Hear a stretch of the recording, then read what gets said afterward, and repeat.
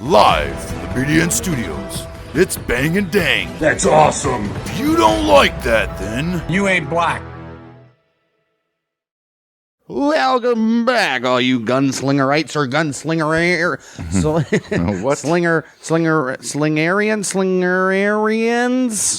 slingerites, slinginarians. Sure, whatever you guys want to call yourself. It's probably not that or any of that. You probably don't even want to admit to your friends that you listen to this podcast at all. But that's all right, because here we are finally after literally over a year of we'll get there. Yeah, we're premature, but what we can do. Here we are. Freaking Moida in the cereal category. Murder in the bathtub. Right. Or, in an alleyway or something.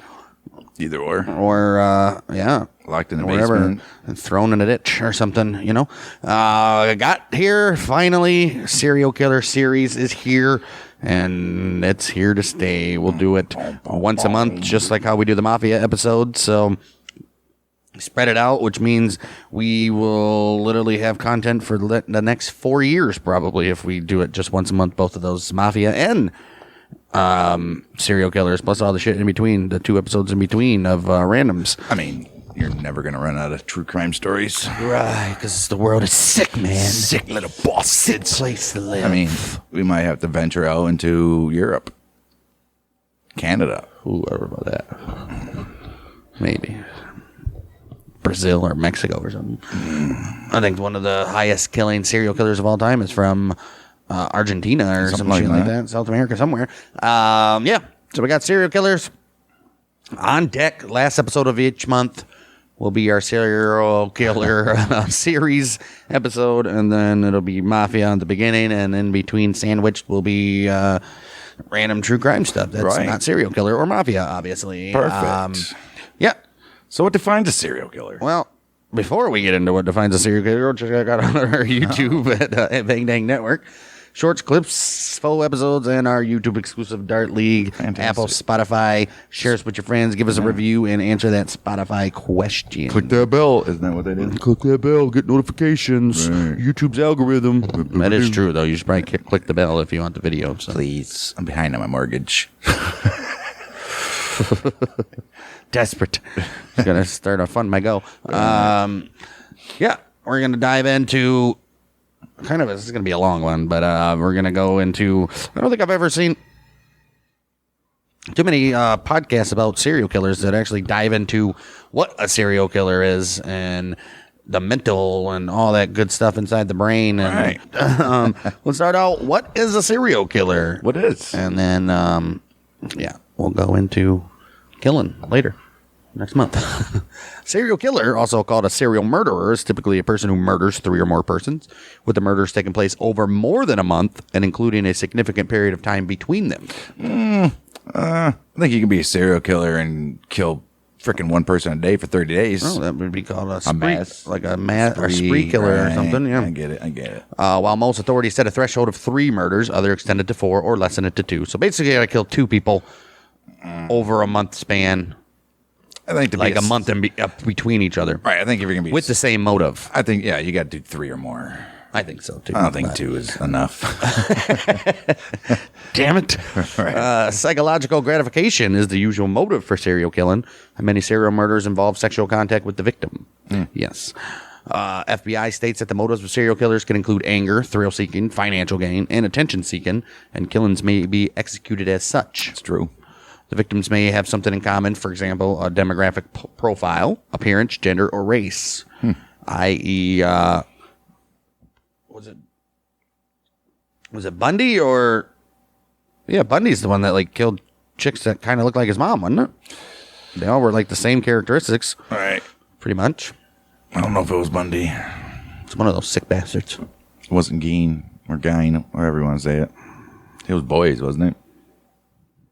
Ed Gein? Yeah, No, he killed a chick at a grocery store or a general store first, and then started digging up bodies and making skin shit out of them. True. Fantastic.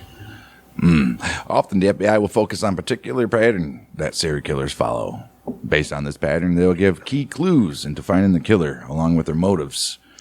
Although a serial killer is a distinct classification that differs from that of a mass murder, a spree killer, or a contract killer, there exists conceptual overlaps between all of them. Right.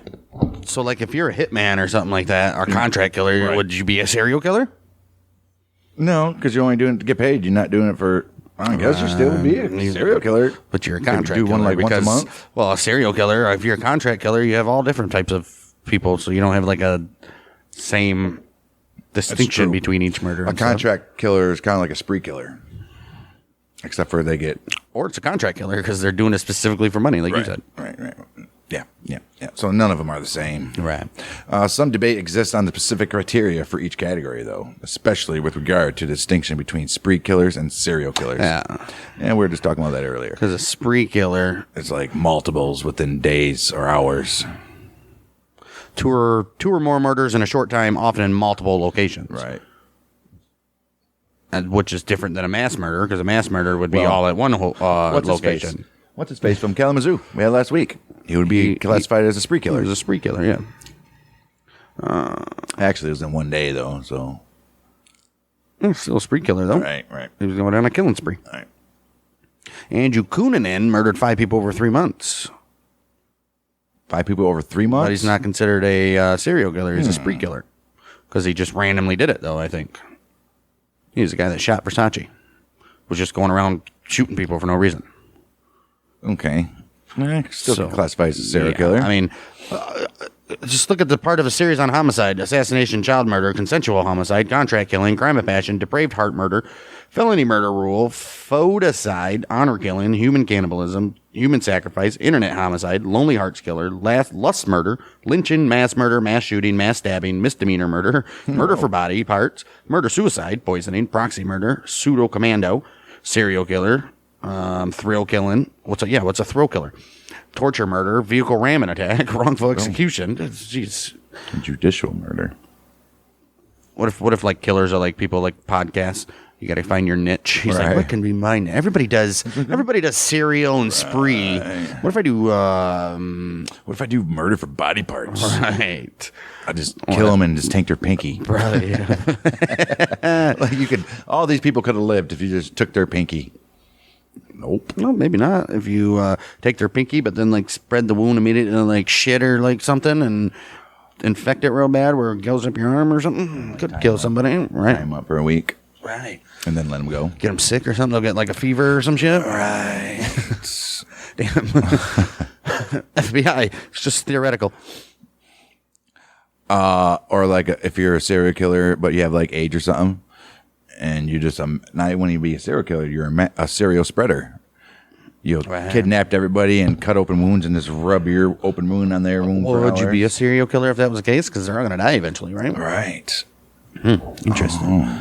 Well, the English-German concept of serial killer are commonly attributed to former FBI Special Agent Robert Ressler, who used the term serial homicide in a 1974 lecture at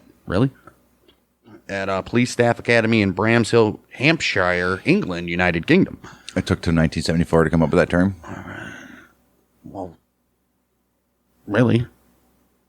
60s, though, where a bunch of them were running around. Frick yeah. All right. Author Anne Rule postulates in her 2004 book, Kiss Me, Kill Me, that the English language credit for coining the term goes to Los Angeles Police Department Detective Pierce Brooks, who created the Violent Criminal Apprehension Program, which is VICAP. He created that system in 1985. Really? Come on. What was People it have been with- serial killers before that. All right, Name what was it them. with the 60s and 70s and early 80s for serial killers? Dude, what was going It on? was like the Wild West for serial killing. Crazy. When did they start doing the testing in Arizona and all Well, it all has to do with, too, DNA. that? Right. DNA shit, like evidence. Takes like a couple generations for the Well, not only that. inbreds to Well, no, I'm talking about like DNA technology. Police weren't lifting fingerprints and having good ass evidence shit like they're doing nowadays. So, right. It's harder to get away with one. right. You better be pretty damn good at your first one to even try your second. I mean, come on, look at John Wayne Gacy. This dude. Crazy. The German term and concept were coined by criminologist Ernst Gennat, who described Peter Curtin as a Syrian mortar, which is a serial murderer. He did that in his article, Die Dusseldorfer Sexual Vergewaltigung. Ironically, the word die doesn't mean die. Right. Isn't it like the or something? Something like that. 1930, he did that in his book, Serial Killers, The Method and Madness of Monsters. He did that in 2004. Well, no, it's a totally different guy. In his book, Serial Killers, The Method and Madness of Monsters in 2004, criminal justice historian Peter Vronsky, he notes that while Ressler might have coined the English term serial homicide within the law in 1974, the terms serial murder and serial murderer appear in John Brophy's book, The Meaning of Murder, 1966. The Washington, D.C. newspaper Evening Star, in 1967 review of the book, says this: there is the mass murderer, or what the Brophy calls the serial killer. Or what the Brophy? What the Brophy? Who may be actuated by greed, such as insurance, or retention, or growth of power, like the Medicis of Renaissance Italy, or Landru, the Bluebeard of the World War I period. Right. The Bluebeard of the World War I period, who murdered numerous wives after taking their money. Okay. Well, Vronsky states that the term serial killing first entered into broader American popular usage when it was published in the New York Times in the spring of '81 to describe Atlanta serial killer Wayne Williams. Oh. Subsequently, isn't it the one that did all those boys? Wayne Williams? Sounds about right. Atlanta child murders or some shit. Oh, just two guys. Yeah, the Atlanta murders of 1981. It was just children. Yeah, 28 children. Jeez. There's a documentary of that on Netflix, I believe. Haven't watched it. Damn.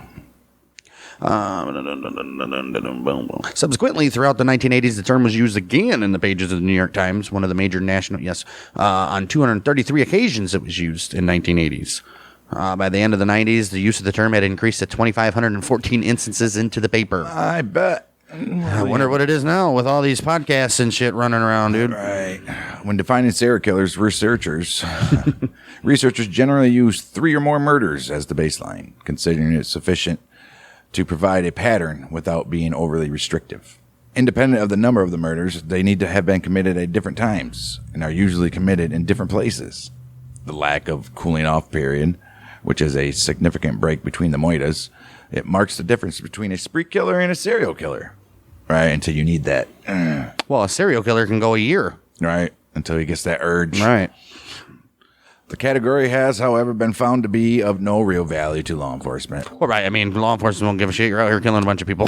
He's a killer. No matter what you do. Right. Because of definitional problems relating to the concept of a cooling off period. They're like, psh. Right. What's considered cooling off? Right. A week, like, 2 weeks? They're like, you're miss homiciding them. Right. Homiciding them. Get Miss Homicide there. Cases of extended bouts of sequential killings over periods of weeks or months with no apparent cooling off period or return to normality have caused some experts to suggest that a hybrid category of spree serial killer. Oh, jeez. Just a serial killer. And controversial issues in criminology, Fuller and Hickey write that the element of time involved between the murderous acts is primary in the differentiation of serial, mass, and spree murders. Later elaborating that spree killers will engage in the killings of killing acts for days or weeks, while the methods of murder and types of victims vary. Right. Andrew Cunanan is given an example of spree killing, while Charles Whitman is mentioned in connection with mass murder when Jeffrey Dahmer was serial killing. Yes. Jeffrey and Whitman for sure. I don't know about that Cunanan guy yet.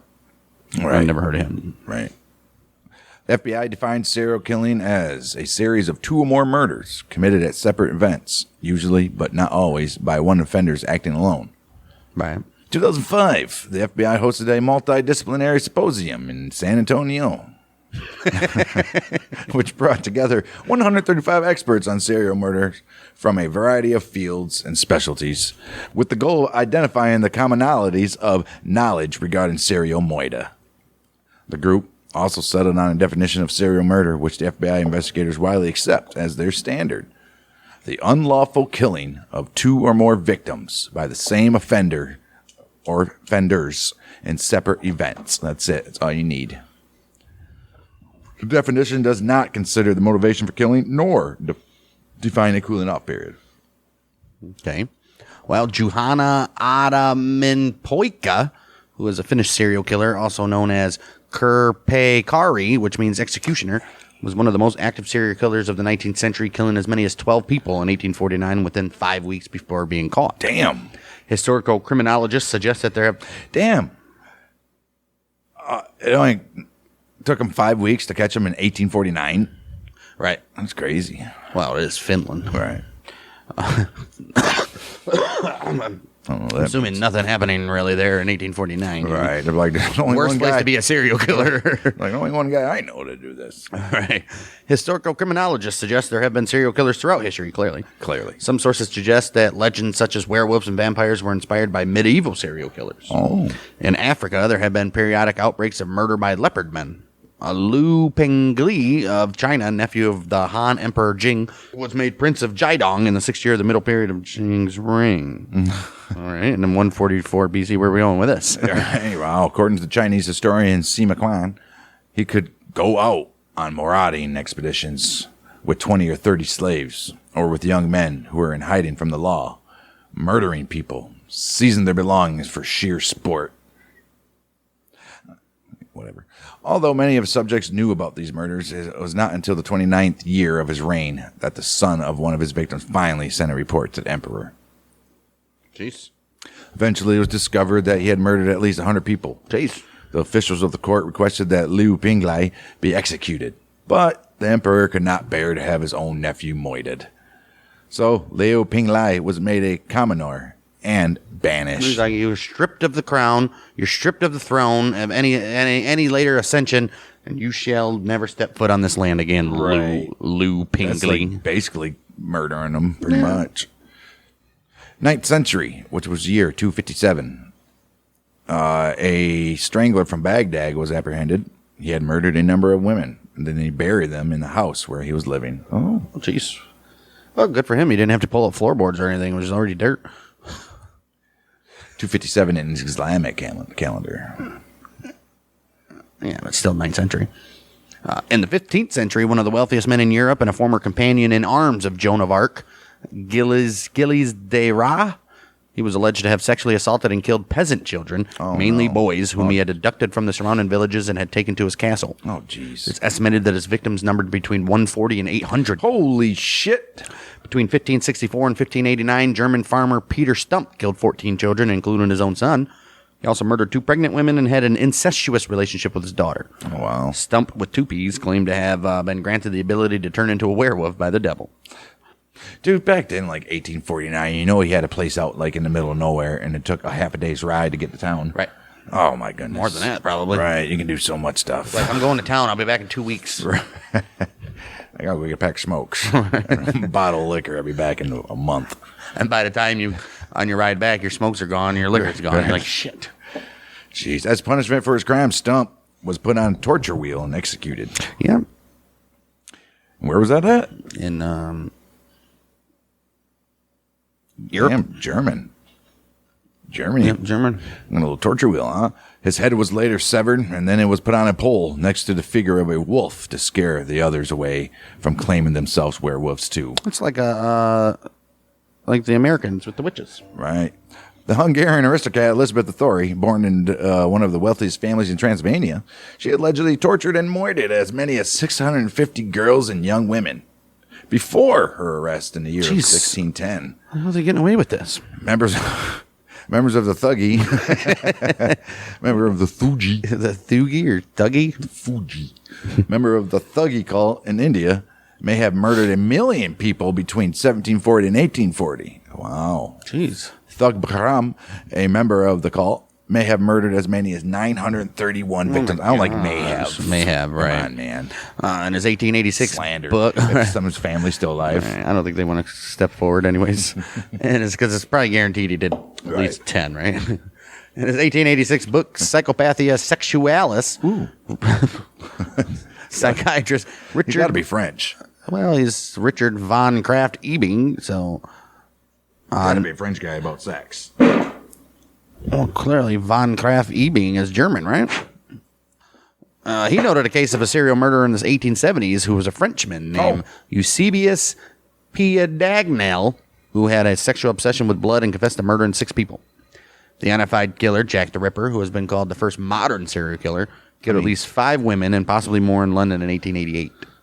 He was the subject of a massive manhunt and investigation by the Metropolitan Police, during which many modern criminal investigation techniques were pioneered. Oh. A large team of policemen conducted house-to-house inquiries. Forensic material was collected and the suspects were identified and traced. Police surgeon Thomas Bond assembled one of the earliest character profiles of the offender.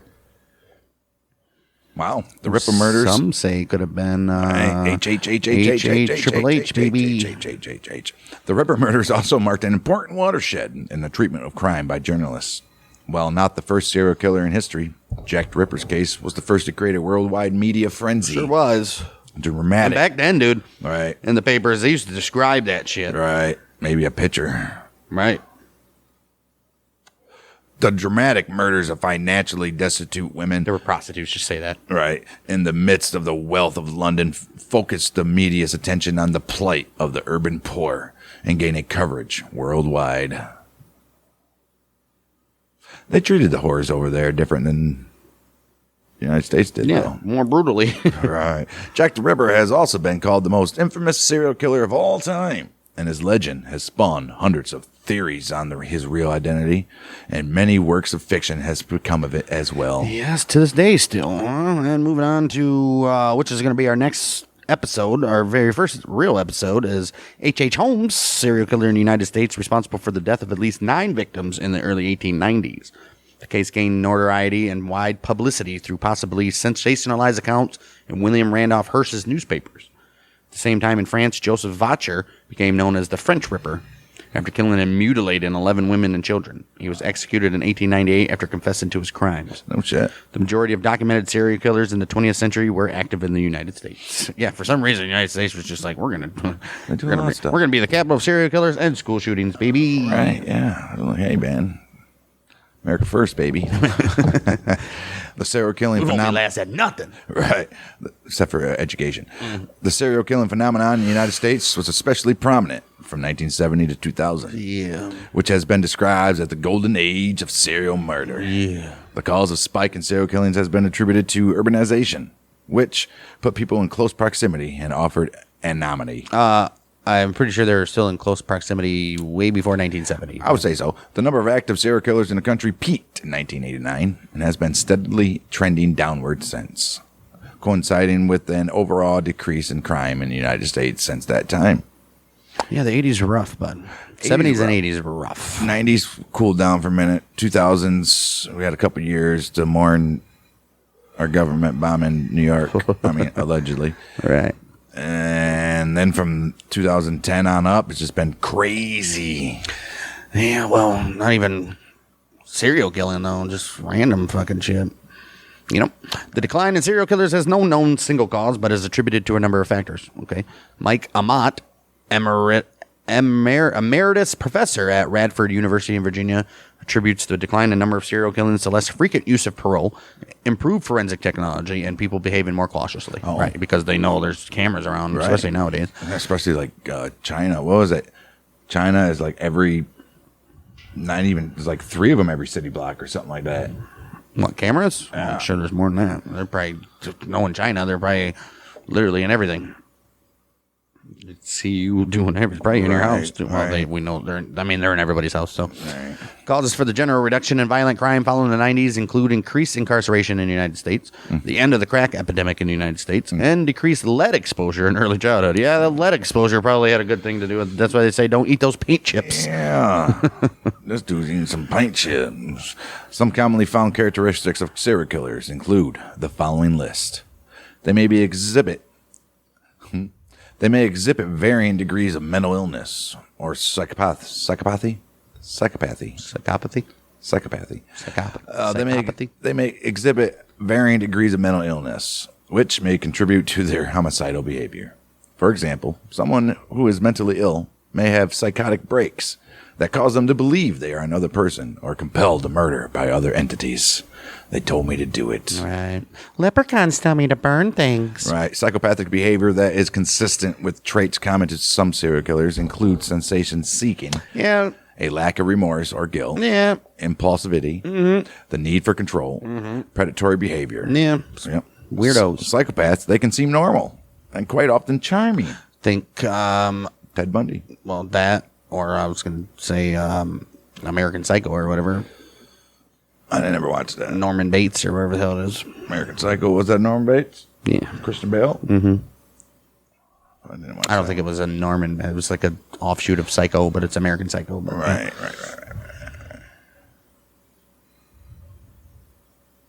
A state of adaptation that psychiatrist Hervey Cleckley called the mask of sanity. Yeah, and they were also often abused emotionally, physically, or sexually by a family As member. we see in just random murderers. Well, right. Serial killers may be more likely to engage in fetishism, partialism, or necrophilia, That which necrophilia. are paraphilias that involve a strong tendency to experience the object of erotic interest almost as if it were a physical representation of the symbolized body. Individuals engage in paraphilias which are organized along a continuum, participate in varying levels of fantasy, perhaps by focusing on body parts, which is partialism, Right. symbolic objects, which serve as physical extension of the body, which is fetishism, or the anatomical physicality of the human body, specifically regarding its inner parts and sexual organs, one example being necrophilia. What was that? Was the one that we, Dahlia? well, not even that, the one that we did about the kid that broke in and killed those two old people. Right. Like, put a cup inside the dude's torso just because he wanted to see what the inside and shit looked like. Crazy. But he wasn't even a serial killer. He was just a... Well, he would have been. That's the thing. Right. He Would have just been. got caught. Right. Wow. A disproportionate number of Exhibit 1, 2, or all 3 of the McDonald triad. A disproportionate number exhibit at least 1, 2, or all 3 of the McDonald triad of predictors of future violent behavior. Many are fascinated with fire setting. They are involved in sadistic activity, especially in children who have not reached sexual maturity.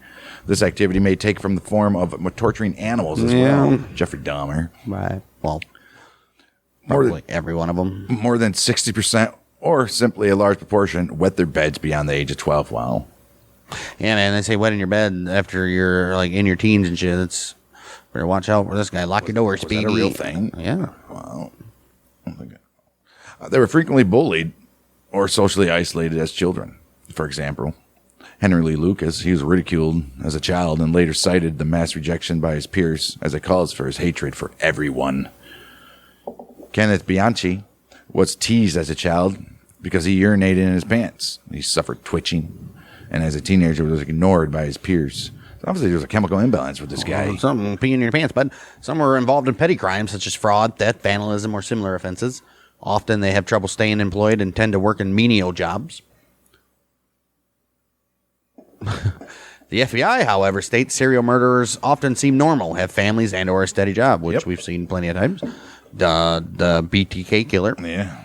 Other sources state they often come from unstable families. So you could be, doesn't matter. Anybody. Jeez. Studies have suggested that serial killers who got caught generally have an average or low IQ, except for your name's Ted Bundy. Right. Although they are often described and perceived as possessing IQs in the above average range. A sample of 202 IQs of serial killers who got caught had a median IQ of 89. So, I mean, it's just an average guy, pretty much. Is 89 bad? Yes. Is it, though? I'd say. You have an IQ of 180, you're like a genius, so. All right. That's what I guess. Some organized serial Right? killers. I don't know. Some organized serial killers who got caught have a slightly higher IQ score, averaging a little bit over 99, to where disorganized killers average just under 93. The average IQ of serial killers who got caught is 94.7. There are exceptions to this criteria, though. For example, Harold Shipman was a successful professional.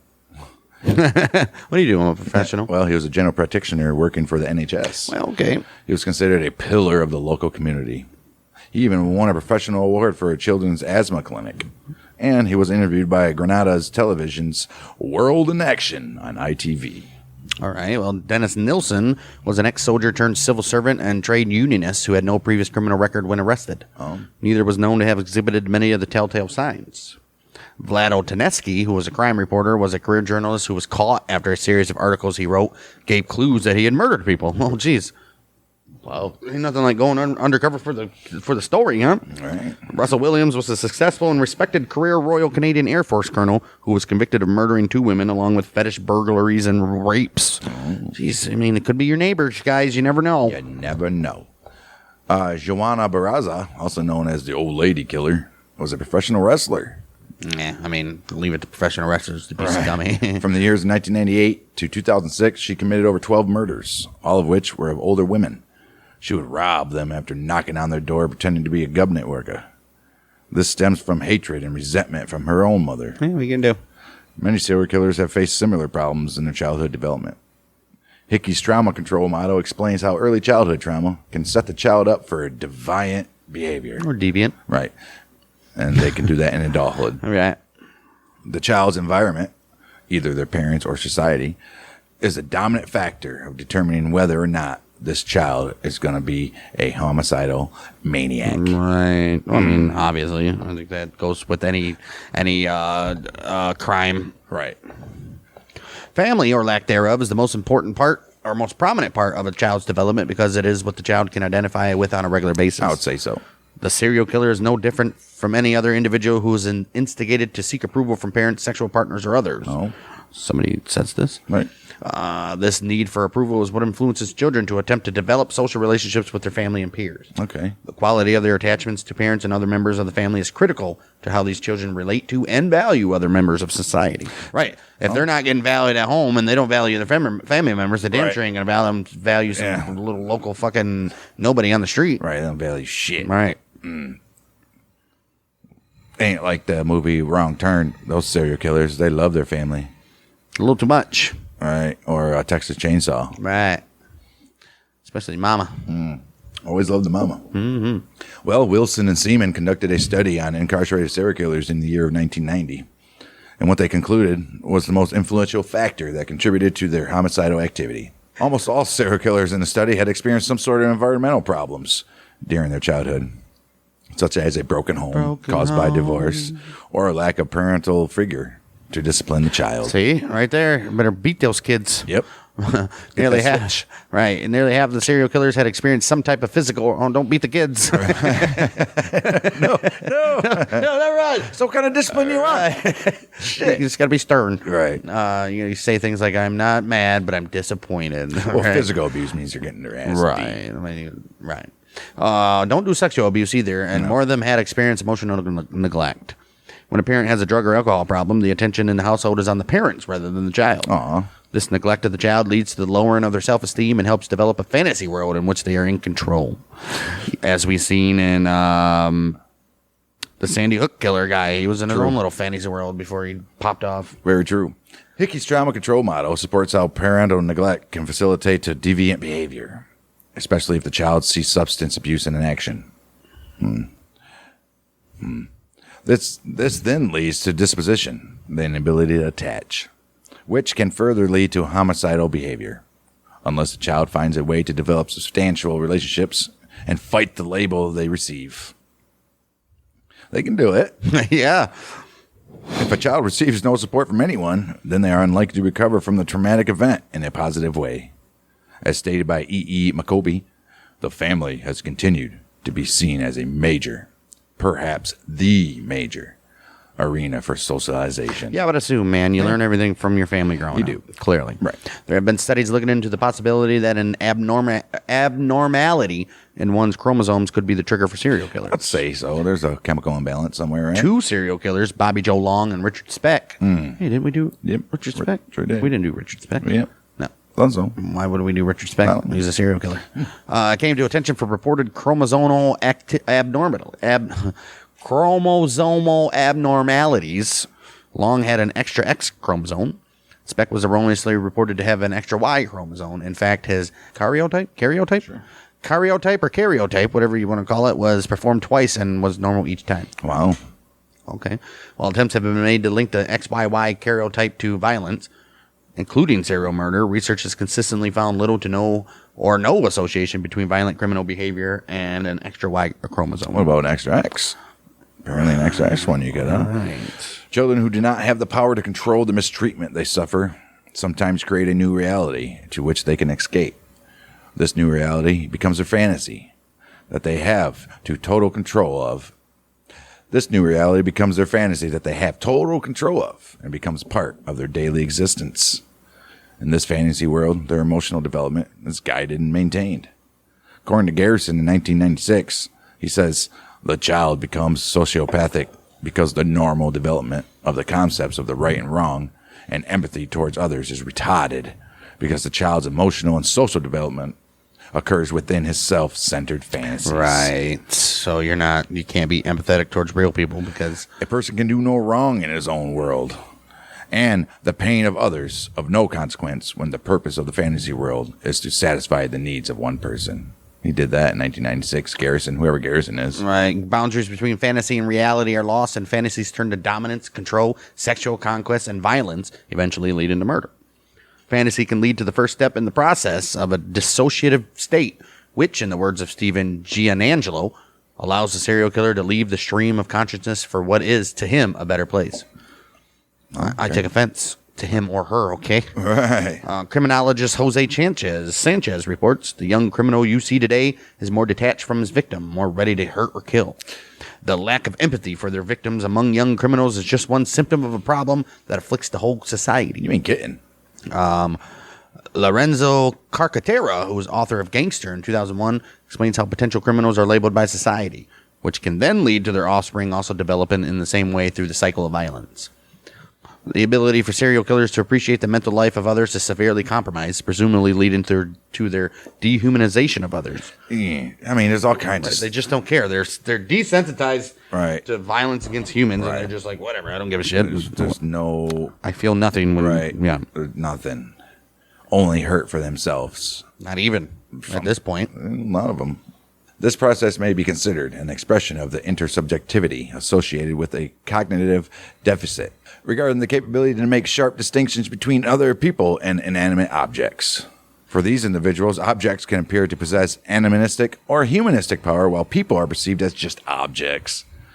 Before he was executed, Ted Bundy, he stated media violence and pornography has stimulated and increased his need to commit homicide. Makes no sense. Although this statement was made during last-ditch efforts to appeal his death sentence. Right. There are exceptions to the typical fantasy patterns of serial killers, as in the case of Dennis Rader, BTK, who was a loving family man and the leader of his church. He was a deacon in the church. FBI's crime classification manual places serial killers into three categories. Organized, disorganized, and mixed, which means offenders who exhibit organized and disorganized characteristics, obviously. Right. Some killers descend from being organized into disorganized as their killings continue, as in the case of psychological decompensation or overconfidence due to having evaded capture, or vice versa, as when a previously disorganized killer identifies one or more specific aspects of the act of killing as a source of gratification and develops a modus operandi that focuses on them. They descend from being organized to disorganized. They got sloppy. All right, everybody knows you get sloppy. You get sloppy, or you just get bored and you want the heat, or you start toying with them. Right, you want the heat. Organized serial killers often plan their crimes methodically, usually abducting victims, killing them in one place and then disposing them in another. They often lure their victims with ploys appealing to their sense of sympathy. Others specifically target prostitutes, who are likely to go voluntarily with a stranger. Not likely. Will. Right. These killers maintain a high degree of control over the crime scene and usually have a solid knowledge of forensic science that enables them to cover their tracks, such as burying the body or weighing it down and sinking it in a river. The mob does both of those. Right. They follow their crimes in the news media carefully and often take pride in their actions as if it were all a grand project. Well, it is. Right. Often, organized killers have social and or other interpersonal skills sufficient to enable them to develop both personal and romantic relationships, right. Friends and lovers, and sometimes even attract and maintain a spouse and sustain a family, including children. Yes. Among serial killers, those of this type are in the event of their capture most likely to be described by acquaintances as kind and unlikely. I didn't think he would ever do something like that. It's always that. Right. Ted Bundy and John Wayne Gacy are examples of organized serial killers. John Wayne Gacy. Oh, this guy. In general, the IQs of organized serial killers tend to be in the normal range with a mean of 98.7. Oh, look at that. Well, if you're a disorganized serial killer, you're usually far more impulsive, often committing their murders with a random weapon available at the time. Right. Usually do not attempt to hide the body. Yeah, just leave them laying out right on the side of the road. They're likely to be unemployed, a loner, or both. Well, see, that's not true because Right. Ted Bundy didn't hide the bodies. Right. He just left them like laying in like the dorm rooms in Florida. He just didn't do anything to those bodies. Yeah, just different for some, right? I guess. They're likely to be unemployed, a loner, or both. And they have very few friends. They often turn out to have a history of mental illness. And their modus operandi, or their MO, or lack thereof, is often marked by excessive violence and sometimes necrophilia or sexual violence. It's always sexual violence. And the necrophilia ones, ooh. Those are scary ones. Disorganized serial killers have been found to have a lower mean IQ than organized serial killers. They have that at 89.4, still average. Right. Mixed serial killers with both mixed serial killers. They have both organized and disorganized traits. They have an IQ of 100.9, but a low sample size. Right, because there's not many that do both. Right. Some people with a pathological interest in the power of life and death tend to be attracted to medical professions or acquiring such a job. These kinds of killers are sometimes referred to as angels of death or angels of mercy. Medical professionals will kill their patients for money, for a sense of sadistic pleasure, for a belief that they are easing the patient's pain, or simply because they can. Right, that's why I never go to the hospital. Perhaps the most prolific of these was the British doctor Harold Chipman. Another such serial killer was nurse Jane Topin. Yeah, that bitch. Who admitted during her murder trial that she was sexually aroused by death. Dude, she was nuts. She would administer a drug mixture to patients she chose as her victims, lie in bed with them, and hold them close to her body as they died. Crazy, man. What a sicko. Right. We'll get to know all about her. Another medical professional serial killer is Janine Jones. It is believed she killed 11 to 46 infants and children while working at Bexar County Medical Center in San Antonio, El Texas. She is currently serving a 99-year sentence for the moida of Chelsea McClellan and the attempted moida of Orlando Santos. And she will become eligible for parole in 2017. Whoa. Oh, already did. Right. Due to a law in Texas at the time of her sentence to reduce prison overcrowding. What? I'm sure you can get somebody else out of prison besides a freaking baby killer. Well, let's see. This chick that murdered a bunch of babies or this guy that's serving 15 to 20 for pot or even cocaine or Texas something. don't like pot. They're keeping the guys Of course they would. But they're supposedly so against baby killers too. So Right. what's the wait a minute? They're like, which one do it's like that meme? Which button do I push? Like the devil's lettuce is way worse. Than killing A babies. similar case occurred in Britain in 1991 where a nurse Beverly Allet. Let's see if Janine Jones, is she out? Did she get parole? I bet she did. That's bullshit if she did. Hello, Janine. Oh, she's still in there. Oh, shit. Good for her. As she was held, 18 requests denied a request to dismiss 5 new murder indictments. June 2020, pleaded guilty to the murder. Oh, she just pleaded guilty another time in 2020. So she will not be eligible for parole until she's roughly 87 years old, though. Yeah, she was never going to get granted parole when she was indicted for more murders. Right, she was scheduled for mandatory release in 2018. Yeah, mandatory release? Yeah, mandatory release due to overcrowding. But to avoid this, she was indicted again in 2017 for the murder of 11-month-old Joshua Sawyer. So they're like, no, bitch, you're staying in jail. Why would they just have that? Now, why would she be up for mandatory release anyways? Right, and why would they just have that charge there just waiting? Right, when they could have done it years ago. Fucking retarded. And we just gave away our episode. That's fine. They'll never remember. Neither will we, don't worry. A similar case occurred in Britain, like I said, in 1991, where nurse Beverly Allitt, she killed 4 children at the hospital where she worked, attempted to kill 3 more, injured a further 6 over the course of 2 months. How are they murdering them? Like, giving them too much meds or? A 21st century example is Canadian nurse Elizabeth O. Wettlaufer, murdered elderly patients in the nursing homes where she worked. William George Davis is another hospital nurse who was sentenced to death in Texas for That was up in Texas. for murdering of 4 patients. How come he got sent to death for murdering 4 patients, but that chick only got 99 years for babies? Babies. What's going on with Texas? Right. Female serial killers, meanwhile, are rare compared to the male counterpart. Right. Sources suggest that female serial killers represented less than 1 in every 6 known serial murderers in the United States between 1800 and 2004. Wow. 64 females from a total of 1,416 known offenders. That's still a lot. Or that around 15% of U.S. serial killers have been women, with a collective number of victims between 427 and 612. Dang. The author, yeah, but the women ones are more likely to be like, oh, I had 7 husbands and murder them for like money or some shit like that. Not like going out and actively, or like nurses or something. Right.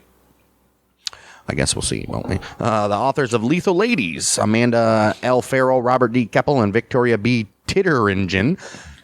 You need 3 people to author a book. Okay. State that the Justice Department indicated 36 female serial killers have been active over the course of the last century. Dang. According to the Journal of Forensic Psychiatry and Psychology, there is evidence that 16% of all serial killers are women. All right, so basically the same numbers. Good guys. for them. Equality, baby. Right. Well, Michael Kelleher and C.L. Kelleher created several categories to describe female murderers.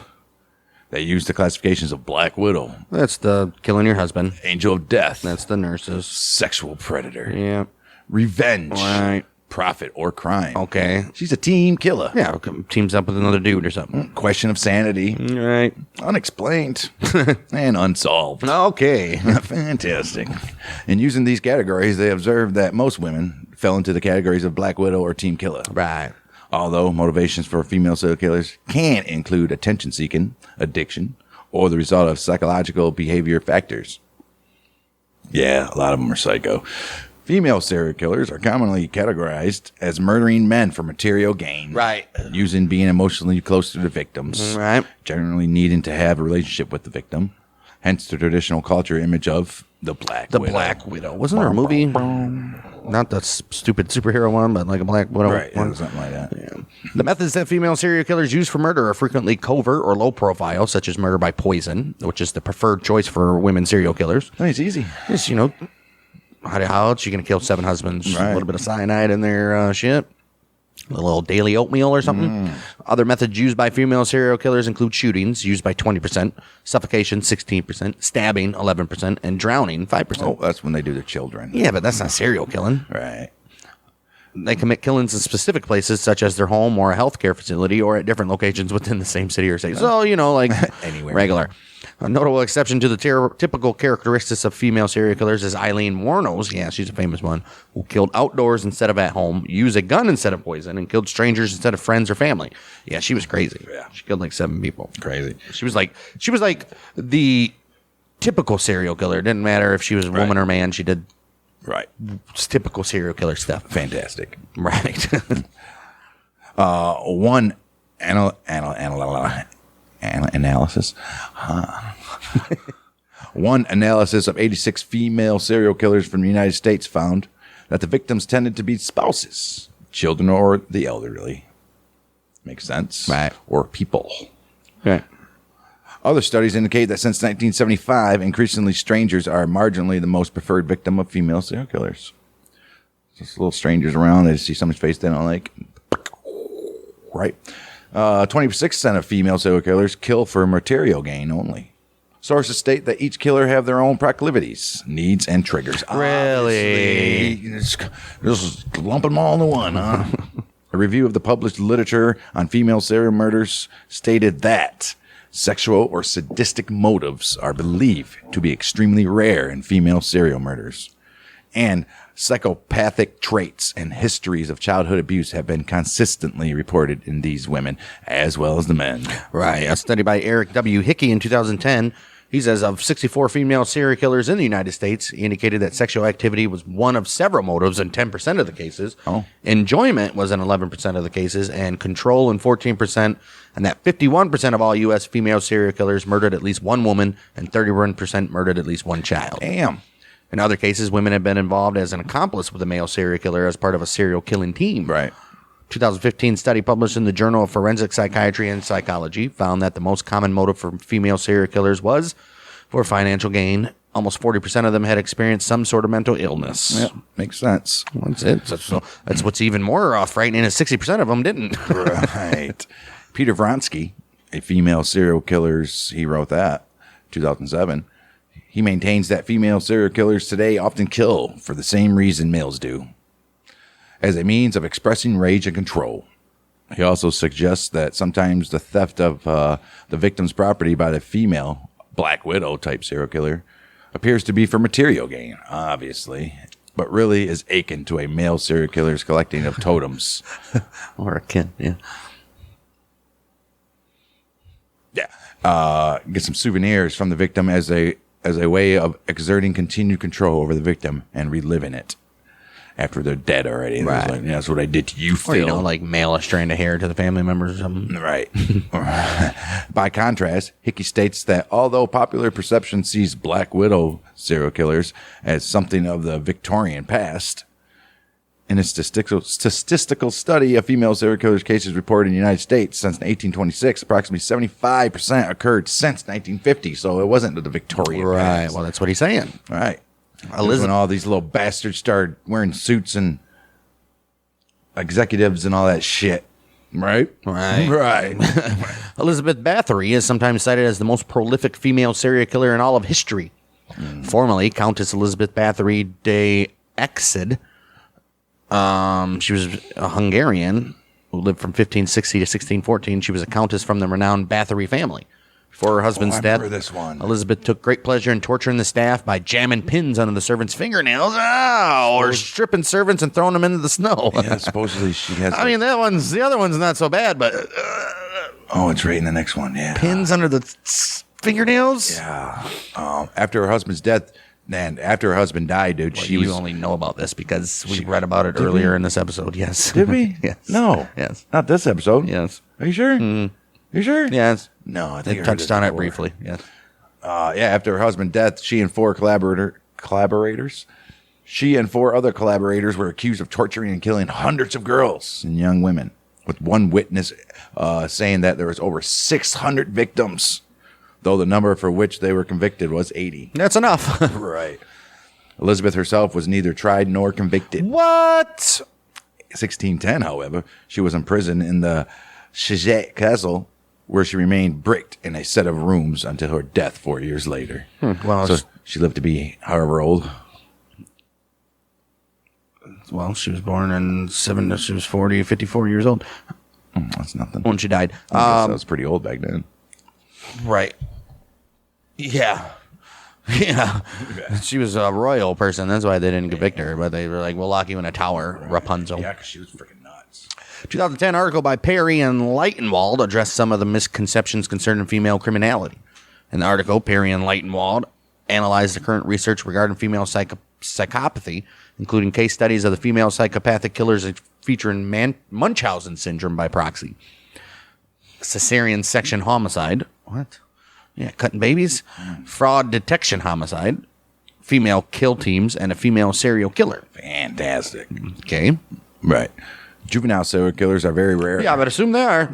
There are three main categories that juvenile serial killers I guess can we're fit moving on to into. juvenile serial killers now, guys. You got primary, maturing, and secondary killers. There have been studies done to compare and contrast these three groups and to discover similarities and differences as well. Although these types of serial killers are less common, oftentimes adult serial killers may make their debut at an early age. Yes, a few of them have. And it can be an opportunity for researchers to study what factors brought about the behavior.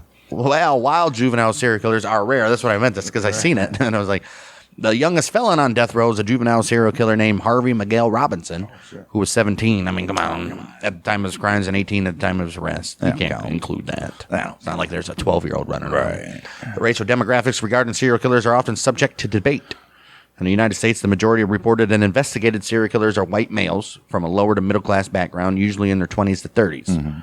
However, there are African American, Asian, and Hispanic serial killers as well. And according to the FBI, based on percentages of the U.S. population, whites are not more likely than other races to be serial killers. No, definitely not. I think it's the same. You just hear about all these white guys because that's the narrative. Right. Criminal profiler Pat Brown. What up, Pat? He says that serial killers are usually reported as white because serial killers usually target victims of their own race, and argues the media typically focus on all American, white, and pretty female victims. That is true. They like sensationalizing white people getting murdered, dude. Like especially a blonde-haired, blue-eyed girl from Texas or something. That's why you look up like like especially like a bunch of the Wikipedia articles on like murders or anything like that.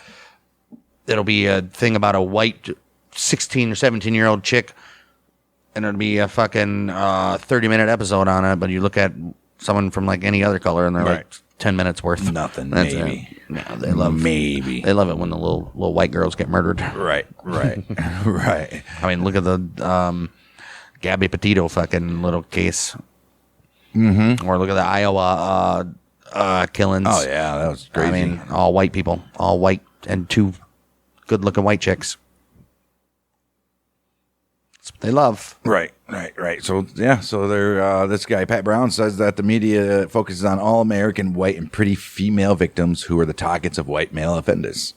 Crimes among minority offenders in urban communities where crimes rates are higher are under-investigated, and that minority serial killers likely exist at the same ratio as white serial killers for the population. Right. True. She believes that the myth that serial killers are always white might have become truth in some research fields due to the over-reporting of white serial killers in the media. True. According to some sources, the percentage of serial killers who are African American is estimated to be between 13 and 22%. Another study has shown that 16% of serial killers are African American, what author Maurice Godwin describes as a sizable portion. Right.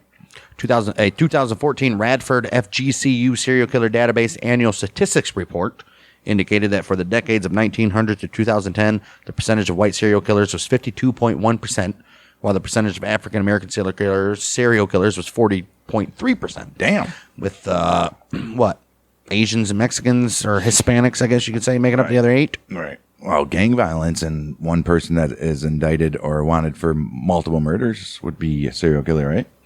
I don't know. They just call them gang violence. I guess, right? There'd be a whole lot more lists of serial killers than if that was the case. 2005 article. Anthony Walsh, professor of criminal justice at Boise State, argued a review of post-World War II serial killings in the United States, and he finds that the prevalence of non-white serial killers have typically been drastically underestimated in both professional research literature and the old mass media. Mm-hmm.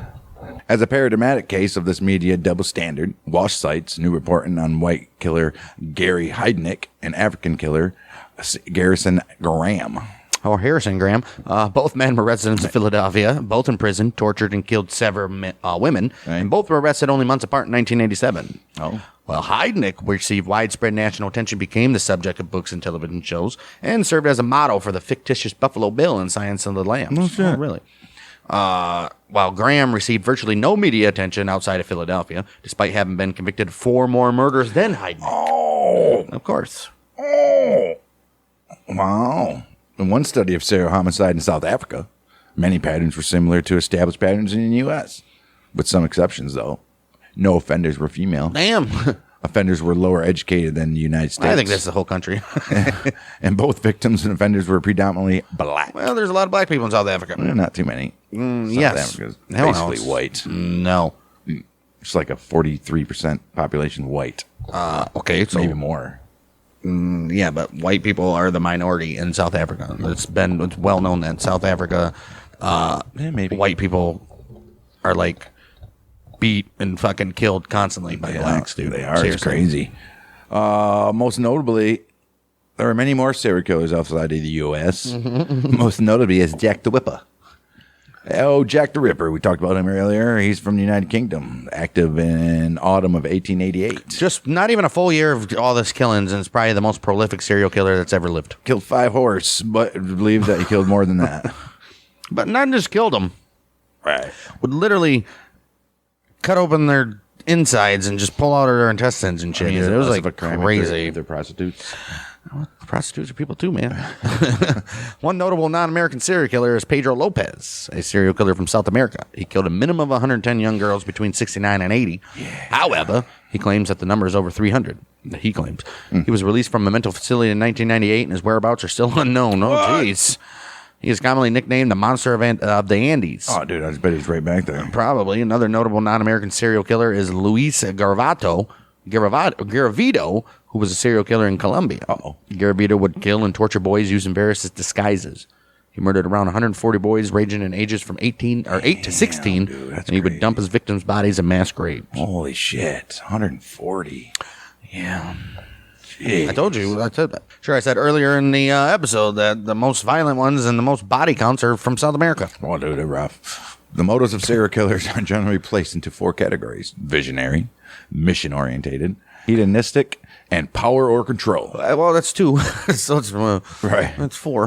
Right. However, Or 5. the motives of any given killer may display considerable overlap among these categories. Shit. Why don't you guys just say like a serial killer does stupid things? Right. Visionary serial killers suffer from psychotic breaks with reality, sometimes believing they are another person, or compelled to murder by entities such as the devil. Hey, that's literally our last episode of the Kalamazoo shooting. Dude claimed that he clicked on an app that popped up suddenly on his phone that told him to kill people. Right. The 2 most common subgroups of visionary is demonic and God mandated.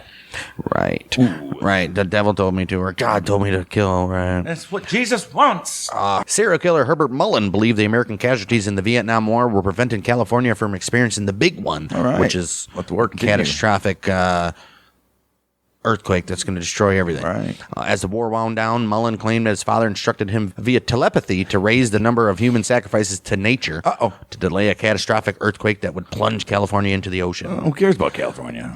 David Berkowitz, who was the son of Sam killer, may also be an example of a visionary serial killer, having claimed a demon transmitted orders through his neighbor's dog and instructed him to commit murder. That's like the scene from Road Trip where he was like, tell that bitch to go fetch me some blueberry pancakes.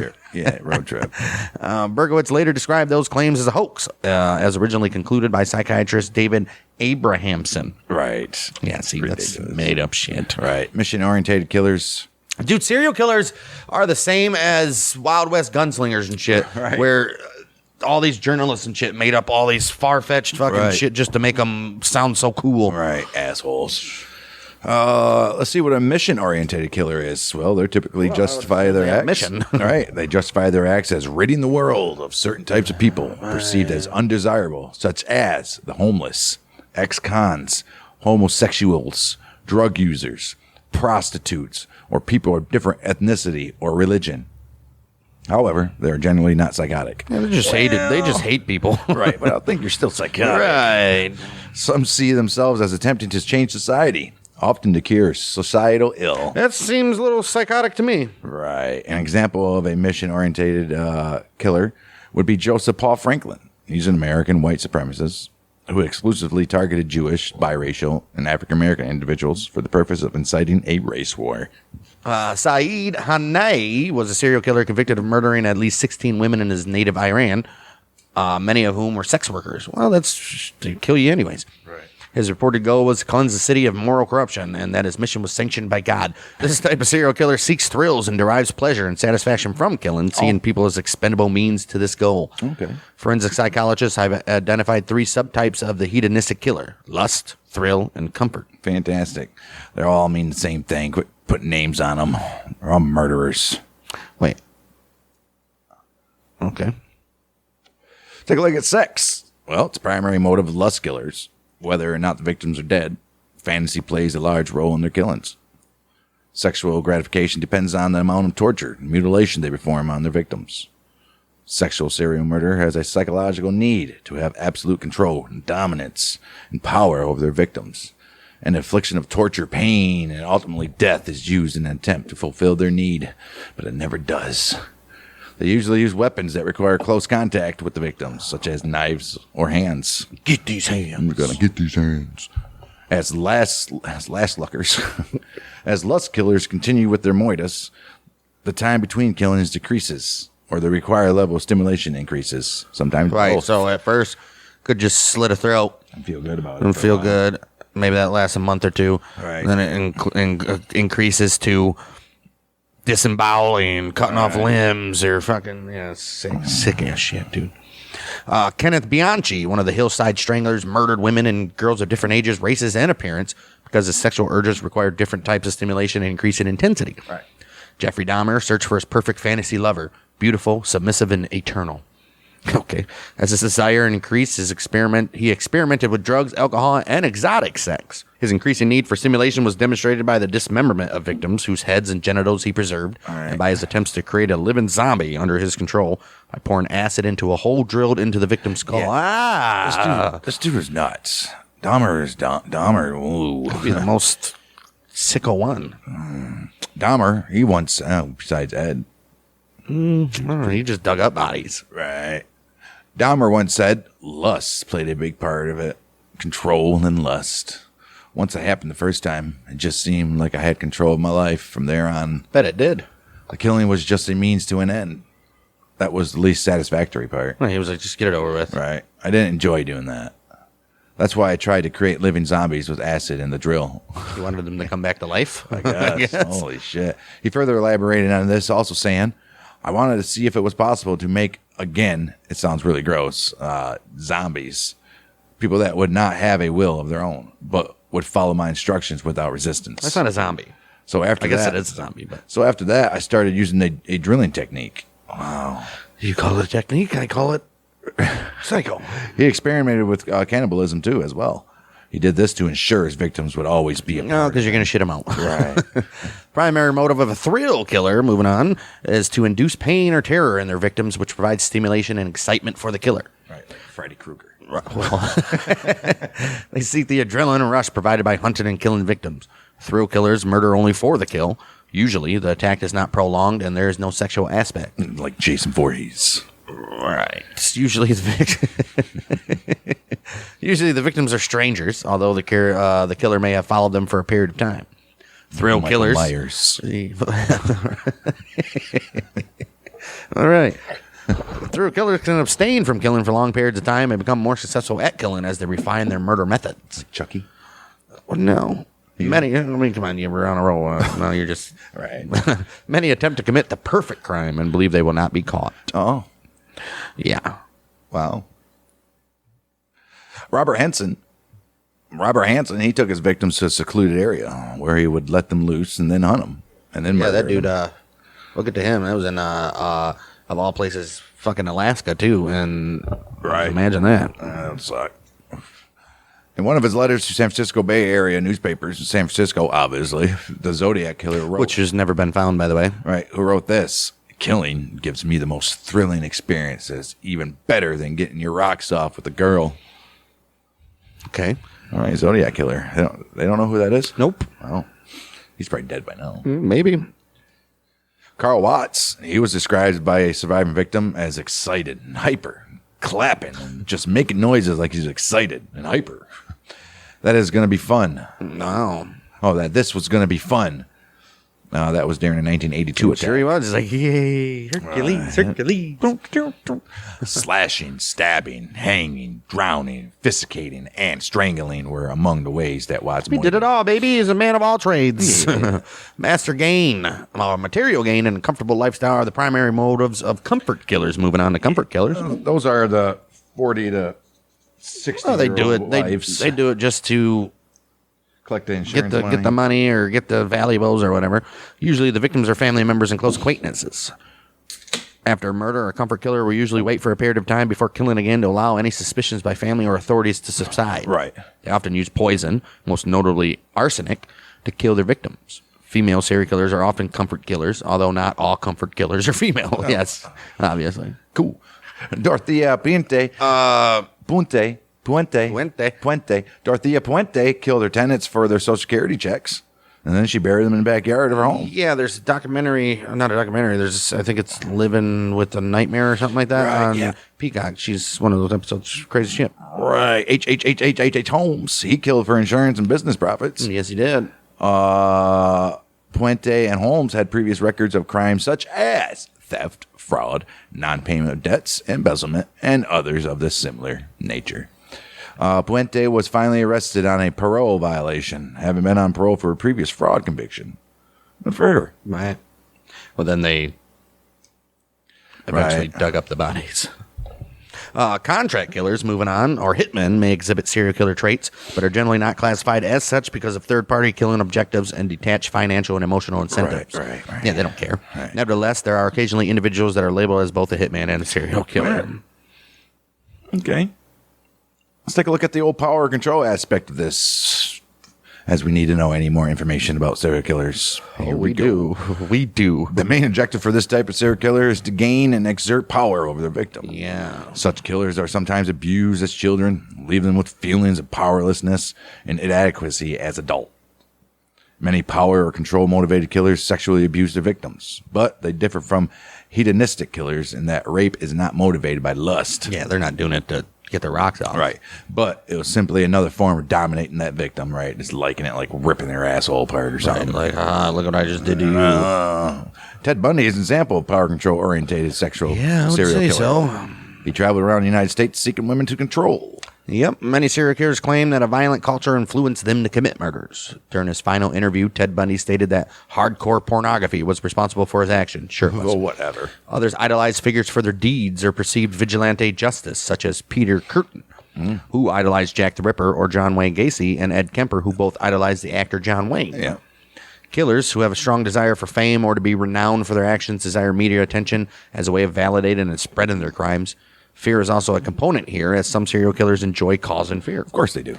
As an example, I was just about to say the BTK killer, Dennis Rader, who saw attention from the press during his murder spree. did. This dude's an idiot. He loved it. We'll get to him more in depth, but dude's an idiot.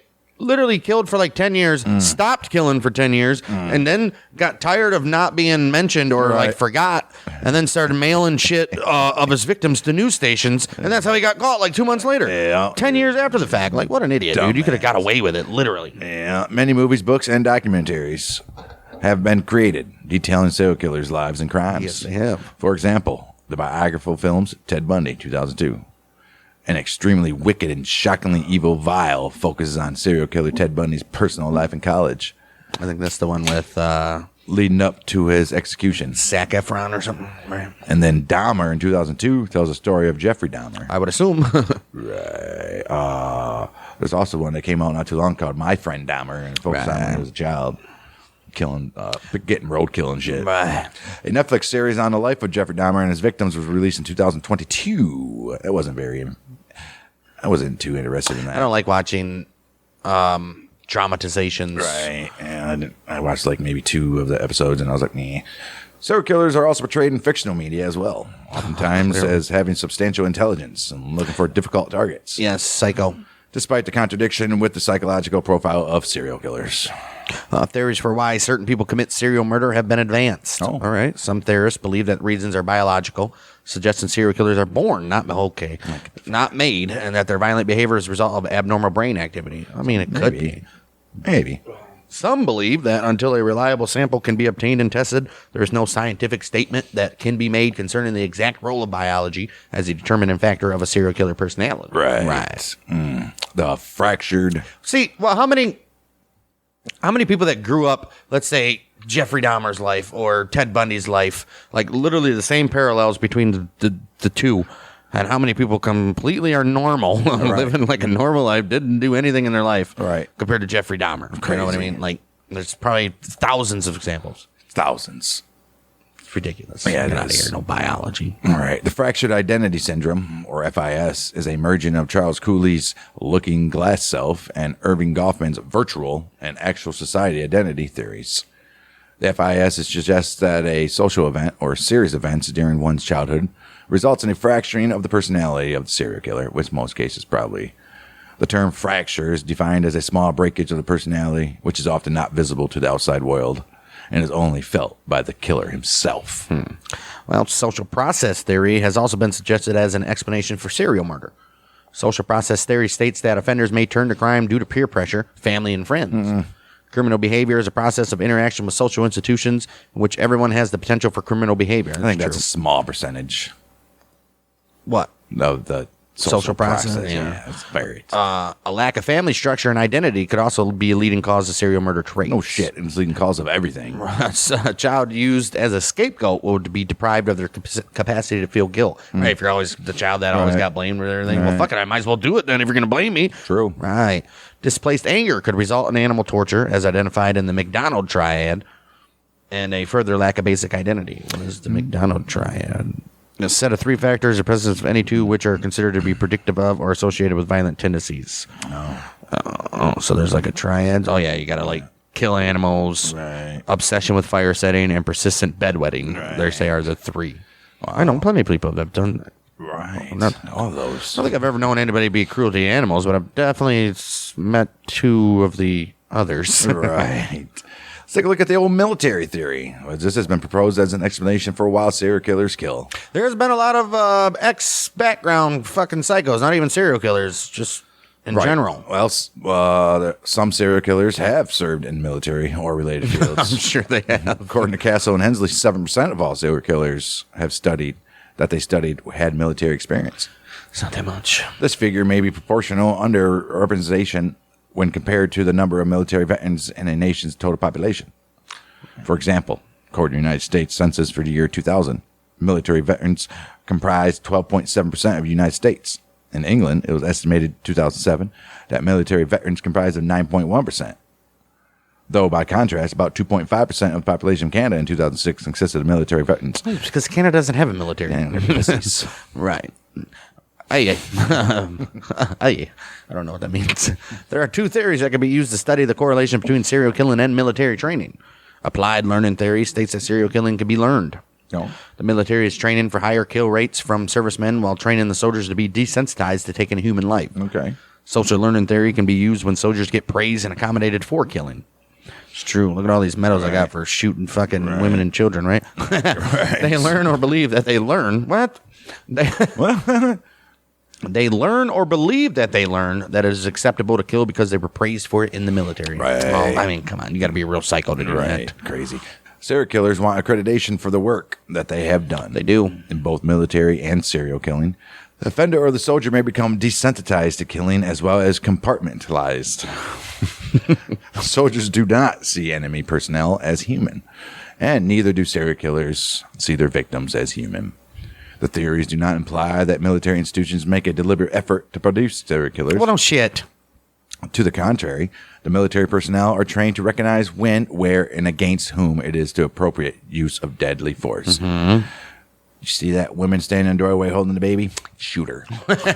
She might have a vest on. Shotgun. Something. Jeez. See that kid running? Shoot him in the back. Jeez.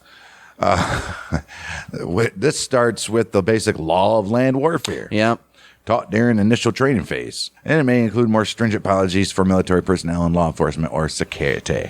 2008, the FBI published a handbook titled Serial Murder, which was the product of a symposium held in 2005 to bring together the many issues surrounding serial murder, including its investigation.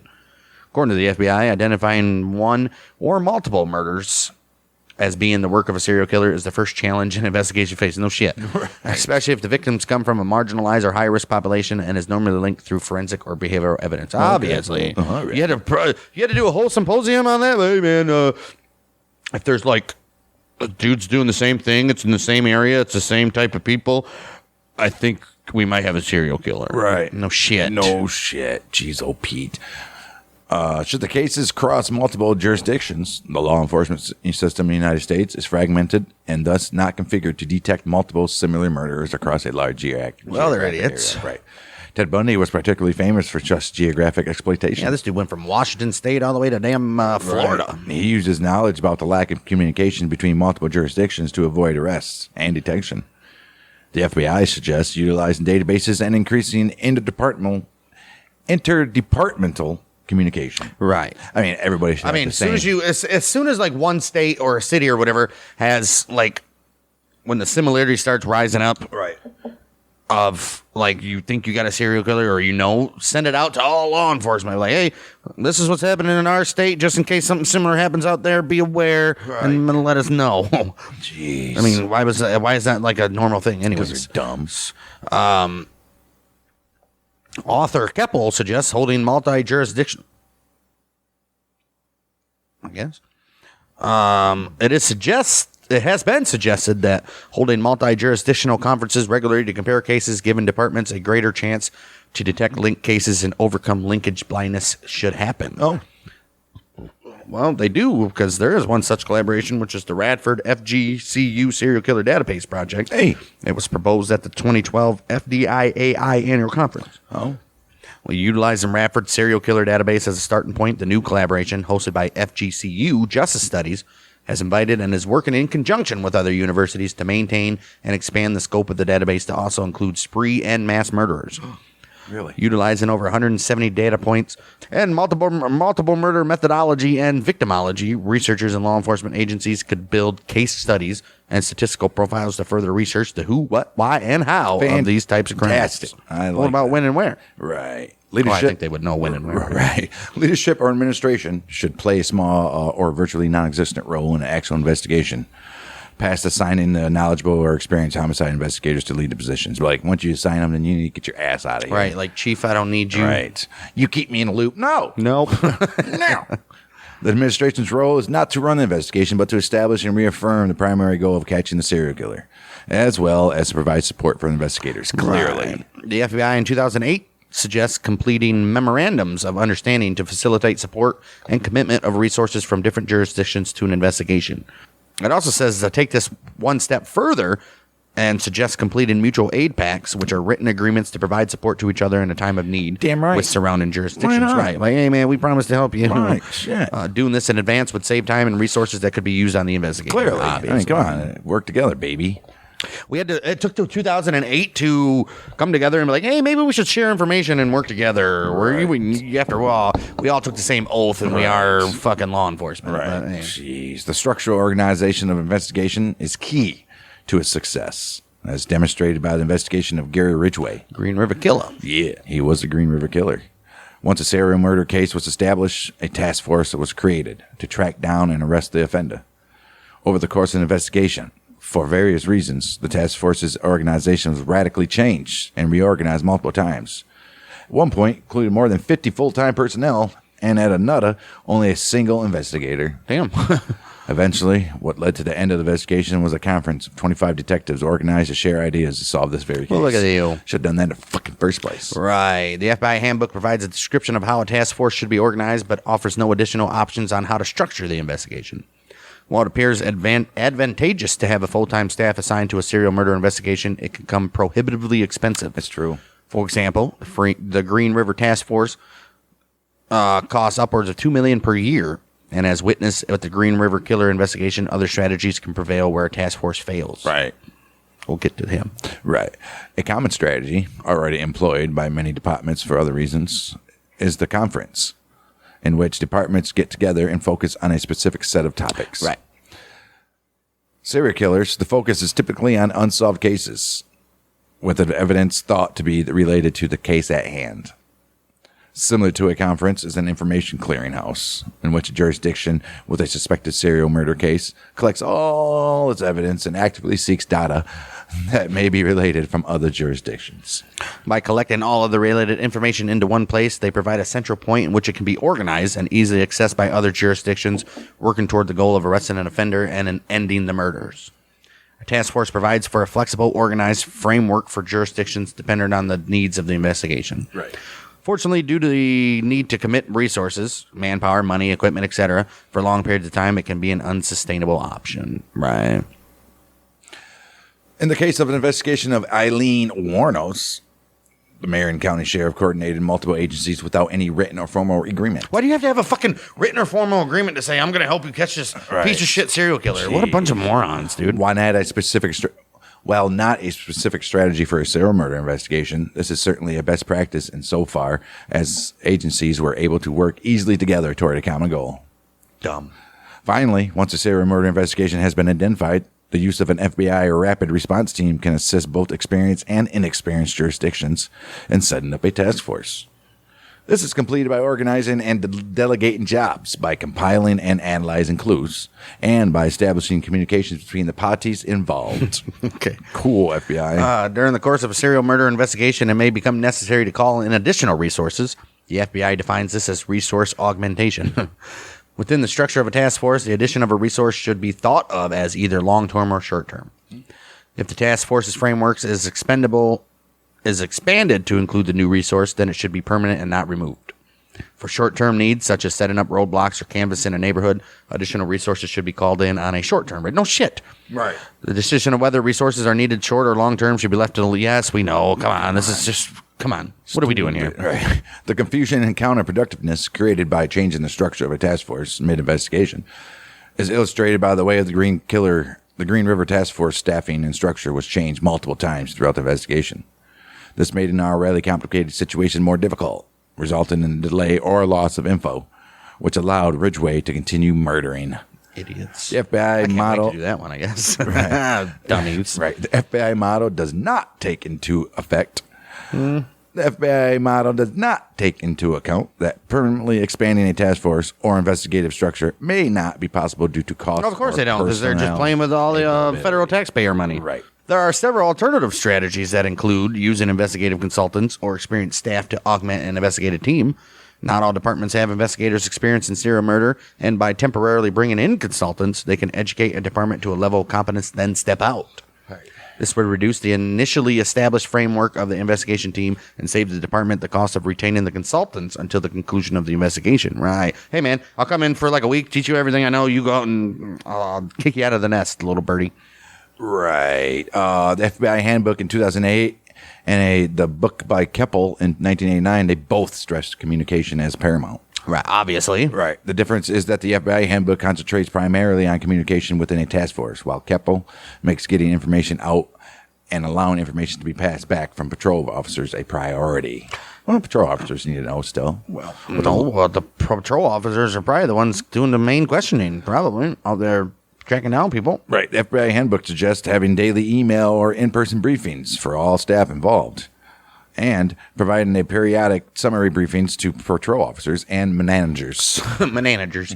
Looking back on a majority of serial murder arrests, most are exercised by patrol officers in the course of their everyday duties and unrelated to the ongoing serial murder investigations. Right. So it's just regular guys making a traffic stop or some stupid shit like that.